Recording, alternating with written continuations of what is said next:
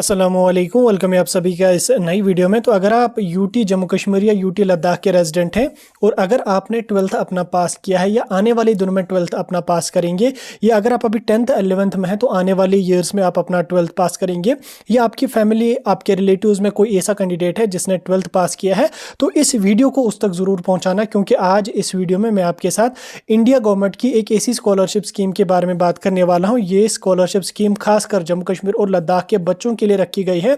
इस स्कीम के अंडर कोई भी बच्चा अगर 12th पास है, वो कोई भी डिग्री कोर्स करना चाहता है, चाहे वो प्रोफेशनल का हो, नर्सिंग हो, फार्मेसी हो, एमबीबीएस हो, बीडीएस हो, या सिंपल ग्रेजुएशन भी अगर करना चाहता है, या इंजीनियरिंग की कोई भी ब्रांच में एडमिशन करना चाहता है, तो उसको इस स्कॉलरशिप स्कीम के अंडर पूरा का पूरा जो कोर्स है वो फ्री ऑफ कॉस्ट करवाया जाएगा। और साथ में इंडिया के जो भी टॉप यूनिवर्सिटीज़ हैं, चाहे वो सेंट्रल यूनिवर्सिटीज़ हों जिसमें हमारी दिल्ली यूनिवर्सिटी है, जामिया मिलिया है, अलीगढ़ मुस्लिम यूनिवर्सिटी, या कोई और भी जो वो सेंट्रल यूनिवर्सिटी हो, या उसके अलावा जितने भी ऑल ओवर इंडिया की गवर्नमेंट यूनिवर्सिटीज़ हैं, टॉप यूनिवर्सिटीज़ हैं, उनमें आपको ये कोर्सेज जो है वो फ्री ऑफ कॉस्ट करवाए जाएंगे। आपकी स्ट्रीम अगर मेडिकल है तो भी एलिजिबल है, नॉन मेडिकल है तो भी एलिजिबल है, आर्ट्स कॉमर्स है तो भी आप लोग इस स्कीम के लिए जा सकते हैं। ठीक, इस वीडियो में मैं आपके साथ इसके बारे में डिटेल में बात करूंगा। ये वीडियो बहुत ही ज़्यादा इंपॉर्टेंट रहेगा, वीडियो को पूरा एंड तक देख लेना। चैनल को भी सब्सक्राइब कर देना, व्हाट्सएप और टेलीग्राम ग्रुप दोनों ज्वाइन कर देना, लिंक दोनों की आपको डिस्क्रिप्शन में मिल जाएगी। तो चलिए वीडियो को शुरू कर लेते, देख लेते हैं यहाँ पे इस स्कीम के बारे में। तो सबसे पहले मैं आपको इस स्कीम का थोड़ा सा बैकग्राउंड समझा देता हूं। तो देखियो, ये जो स्कॉलरशिप स्कीम है इसको हम सिंपली PMSSS के नाम से भी जानते हैं, और रिसेंटली इसका नाम चेंज करके PMUSP यहाँ पे रखा गया है। आप PMUSP को हो, PMSSS को हो, दोनों एक ही यहाँ पे है। इस स्कीम को सेंट्रल गवर्नमेंट ऑफ इंडिया की तरफ से 2010 से पूरे जम्मू कश्मीर के जो कैंडिडेट हैं और साथ में यूटी लद्दाख के जो कैंडिडेट हैं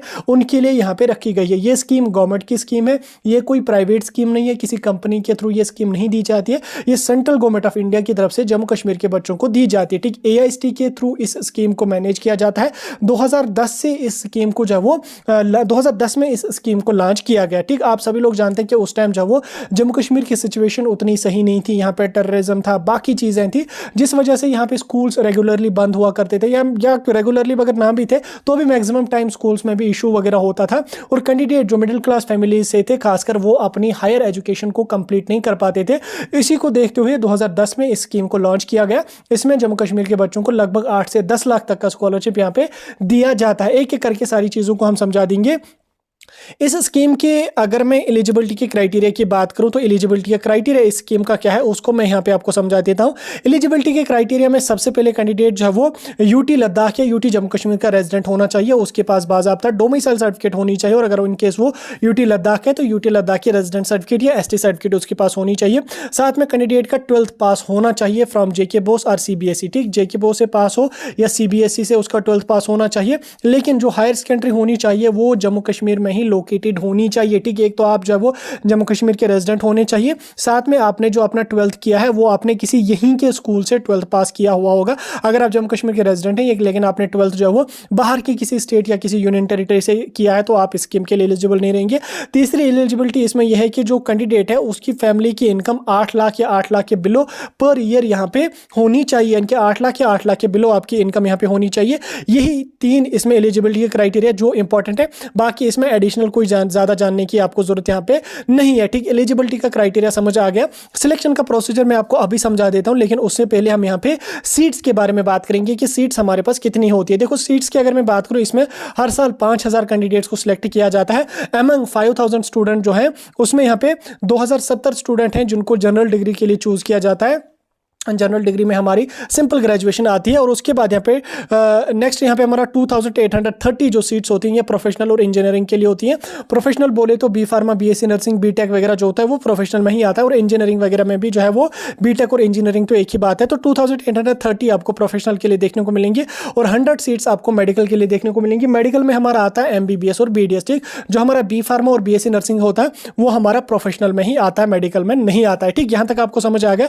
अब मैं स्कॉलरशिप के अमाउंट को आपको समझा देता हूं, और उसमें यहां पे कोर्सेज के बारे में भी आपको बता देता हूं। ठीक, साथ में आपका सिलेक्शन का प्रोसीजर भी समझा देता हूं। सबसे पहले अगर मैं बात करूं यहां पे जनरल डिग्री की अगर मैं बात करूं तो इसमें आपकी सिंपल ग्रेजुएशन आती है। आप BA कर लो, BSc कर लो, BCom कर लो, BBA कर लो, या ऑनर्स किसी सब्जेक्ट में कर लो, तो वो आपका आ जाएगा जनरल डिग्री में। अब जनरल डिग्री में मैंने अभी आपको बोला कि 2070 सीट्स होती हैं।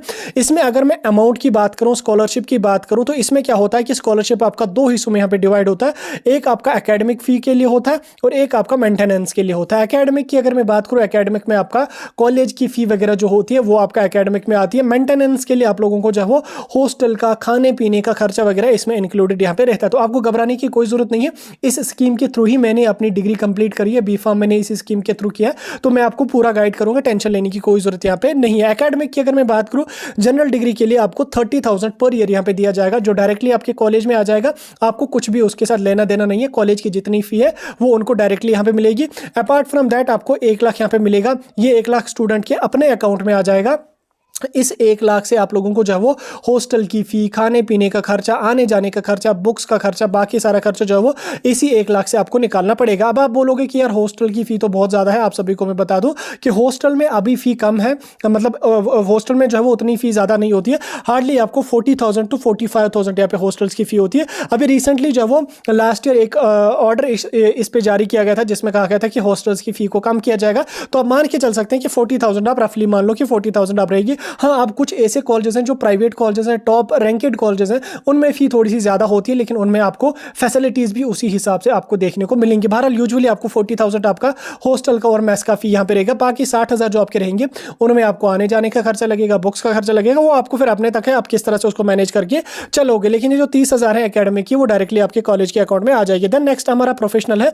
प्रोफेशनल में हमारा आता है, एक इंजीनियरिंग आ जाएगी, एक हमारी BSc नर्सिंग आ जाएगी, एक हमारा B फार्मेसी आ जाएगा, B आर्किटेक्चर हमारा आ जाएगा, होटल मैनेजमेंट आ जाएगी, BA LLB आ जाएगी।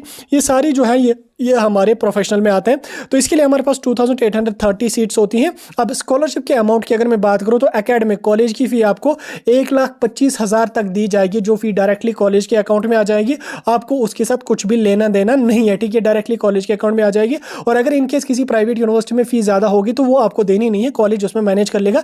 वैसे यूजुअली गवर्नमेंट यूनिवर्सिटीज़ या जनरली इसमें आपकी फ़ी जो होती है प्रोफेशनल में, इंजीनियरिंग को छोड़ के बाकी में जो वो 60,000 to 70,000 आपकी फ़ी रहती है। लेकिन इंजीनियरिंग की कुछ ब्रांचेस में जो वो 1-1 लाख तक भी फ़ी होती है। बहरहाल ज़्यादा भी होगी तो आपको देनी नहीं है। सेम यहाँ पे 1 लाख आपको हॉस्टल वगैरह के लिए यहाँ पे दिया जाएगा। उसके बाद मेडिकल की अगर मैं बात करूँ तो इसमें हमारा आ जाएगा MBBS आ जाएगा, BDS आ जाएगा, BAMS आ जाएगा, BUMS आ जाएगा। इन सभी के लिए आपको 100 सीट्स देखने को मिलेंगी। अमंग दम इसमें जो हमारा अमाउंट रहेगा वो 3 लाख तक आपको कॉलेज की फ़ी आ जाएगी और 1 लाख आपको एकेडमिक के लिए आ जाएगी, यानी कि 4 लाख आपका पर ईयर यहाँ पे दिया जाएगा। ये जो मैंने यहाँ पे अमाउंट आपको समझा दिया, ये मैंने ईयर के हिसाब से बता दें, ये मैंने फुल कोर्स का नहीं बताया, ये मैंने ईयर का बताया, ठीक। फिर आप खुद ही इसमें अंदाजा लगा सकते हैं कि 4 साल का कोर्स है, 5 साल का कोर्स है, उसमें कितना यहाँ पे जाएगा, ठीक। ईयर के हिसाब से मैंने आपको बोला। अब देखो यहाँ तक अमाउंट आपको समझ आ जाएगा, आ गया। अब हम सिलेक्शन के प्रोसीजर को यहाँ पे समझ लेंगे कि सिलेक्शन का प्रोसीजर किस तरह से रहेगा। देखो जो हमारे जनरल कोर्सेज हैं, ठीक, जनरल सिंपल ग्रेजुएशन जो हमारी है, उसके लिए आपको CUET का एग्जाम देना पड़ेगा, ठीक। CUET का एग्जाम देना कंपलसरी है। विदाउट CUET आपको एडमिशन नहीं मिलेगा। और जनरल डिग्री में आपको जब वो यूजुअली सेंट्रल यूनिवर्सिटीज में ही एडमिशन करवाया जाता है। उसके बाद अगर मैं प्रोफेशनल की बात करूँ, फर्स्ट हमारा आ जाएगा इंजीनियरिंग। तो इंजीनियरिंग में आपको कोई भी एग्जाम देने की जरूरत नहीं है, इसमें आपको सिंपल 12th के मार्क्स के बेस पे सिलेक्शन हो जाएगी, कोई एग्जाम वगैरह रिक्वायर्ड इसके लिए नहीं होता है। देन उसके बाद अगर मैं BSc नर्सिंग की बात करूँ तो BSc नर्सिंग के लिए सिलेक्शन आपको 12th के मार्क्स के बेस पे हो जाएगी, लेकिन एलिजिबिलिटी के लिए आपको नीट क्वालिफाई करना या JKBOP का एग्जाम देना कंपलसरी है। इसलिए आप काम करेंगे, आप JKBOP का भी एग्जाम दे देंगे और नीट का भी फॉर्म भरेंगे, उसका भी एग्जाम दे देंगे। साथ में जो हमारा जनरल डिग्री होगी वो CUET के फॉर्म आने वाले हैं, तो वो भी आप भर लेना और एग्जाम अपना दे देना, ठीक। नर्सिंग का मैंने समझा दिया। B फार्मेसी की अगर मैं बात करूं तो इसके लिए भी कोई एग्जाम नहीं लगेगा, 12th के मार्क्स के बेस पे लगेगी। B आर्किटेक्चर की अगर मैं बात करूं तो आर्किटेक्चर के लिए आपको नाटा का एंट्रेंस देना पड़ेगा, उसके बेस पे आपका सिलेक्शन यहाँ पे की जाएगी। होटल मैनेजमेंट की अगर मैं बात करूं तो कोई एग्जाम नहीं देना पड़ेगा, 12th के मार्क्स के बेस पे हो जाएगी।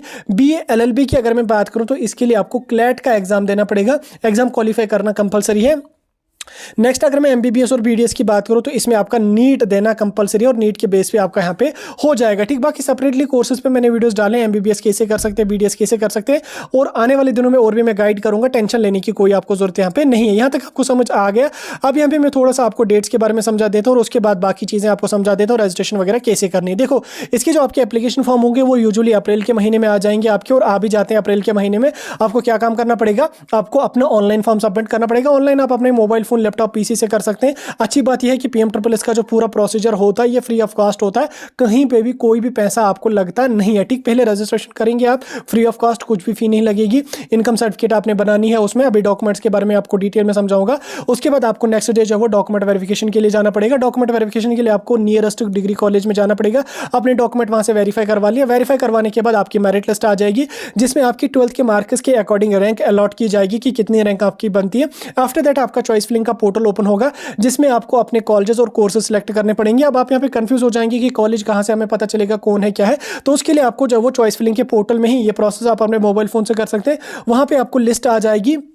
पहले आपको चूज़ करना पड़ेगा कि कोर्स कौन सा करना है, किस स्टेट में मुझे जाना है, किस मतलब गवर्नमेंट कॉलेज चाहिए या प्राइवेट कॉलेज चाहिए, उस हिसाब से आपके नीचे लिस्ट आ जाएगी। फिल्टर्स वगैरह लगा के नीचे लिस्ट आ जाएगी आपको। You will select 1 by 1 college जिन जिन में आपको जाना है। और याद रखना एक बात इसमें मैं बताना आपको भूल गया, इसमें जो आपके कॉलेजेस दिए जाएंगे वो जम्मू कश्मीर में नहीं होंगे, वो आउट ऑफ जम्मू कश्मीर आपको दिए जाएंगे। जम्मू कश्मीर में आपको कॉलेज नहीं मिलेगा, ठीक, आपको बाहर जम्मू कश्मीर के बाहर जाना पड़ेगा, ठीक, क्योंकि उस टाइम जम्मू कश्मीर की सिचुएशन उतनी सही नहीं थी, तो इसी हिसाब से इन्होंने जो बाहर ही रखा। और जम्मू कश्मीर में उतने टॉप कॉलेजेस थे भी नहीं उस टाइम, तो उस हिसाब से आपको बाहर ही यहाँ पे जाना पड़ेगा, ठीक। आफ्टर दैट आपकी लिस्ट आ जाएगी, सिलेक्शन लिस्ट आ जाएगी, देन उसके बाद आप एडमिशन करेंगे और कॉलेज वगैरह विजिट करेंगे, ठीक। यहाँ तक इस तरीके का प्रोसेस रहेगा। याद रखना पूरा प्रोसेस फ्री ऑफ कॉस्ट होता है, कोई भी पैसा नहीं लगेगा। अब मैं डॉक्यूमेंट्स के बारे में आपको थोड़ा सा समझा देता हूँ कि डॉक्यूमेंट्स में आपको क्या क्या लगेगा। डॉक्यूमेंट्स में सबसे पहले आपको जब वो डोमिसाइल सर्टिफिकेट लगेगी, ठीक, जो आपके पास होगी, नहीं है तो आप ऑनलाइन अप्लाई कर लेना उसके लिए। उसके बाद 10th-12th का मार्क्स कार्ड आपके पास होगा, जो कि होगा ही, उसमें कोई इशू नहीं है कि वो तो होगा ही होगा आपके पास। उसके बाद इनकम सर्टिफिकेट आपकी लगेगी। जो डॉक्यूमेंट में बोल रहा हूँ वो मैंडेटरी है, बाकी ऑप्शनल डॉक्यूमेंट्स हैं, घबराने की कोई जरूरत नहीं है। इनकम सर्टिफिकेट आप लाएंगे, इनकम सर्टिफिकेट भी ऑनलाइन ही बनती है, ठीक, वो आपके पास होनी चाहिए। उसके बाद कैटेगरी कोई है आपकी तो उसकी SC ST EWS वगैरह जो भी है वो आपके पास होनी चाहिए। और साथ में PWD की जो कैंडिडेट है उनके पास PWD की सर्टिफिकेट यहाँ पे होनी चाहिए। यही डॉक्यूमेंट आपको लगेंगे। इसके अलावा आपके पास आधार कार्ड वगैरह है वो भी लगेगा, फोटोग्राफ लगेगा, बैंक की डिटेल्स वगैरह लगती हैं, तो वो अलग होती हैं, वो तो हर किसी के पास होते हैं। लेकिन मेजर डॉक्यूमेंट आपका इनकम सर्टिफिकेट है, डोमिसाइल सर्टिफिकेट और 10th-12th की मार्कशीट है, ये आपके पास होनी जरूरी है, ठीक। इस तरह से इस स्कीम के बारे में आप जा सकते हैं। और इस स्कीम के बारे में मैंने आपके साथ डिटेल में बात करी। स्टिल अगर कोई डाउट है मुझे कमेंट सेक्शन में पूछ सकते हैं। ऐसे इन्फॉर्मेटिव अपडेट्स के लिए हमारे साथ जुड़ रहे हैं और इस वीडियो को अपने दोस्तों के साथ भी शेयर कर लेना।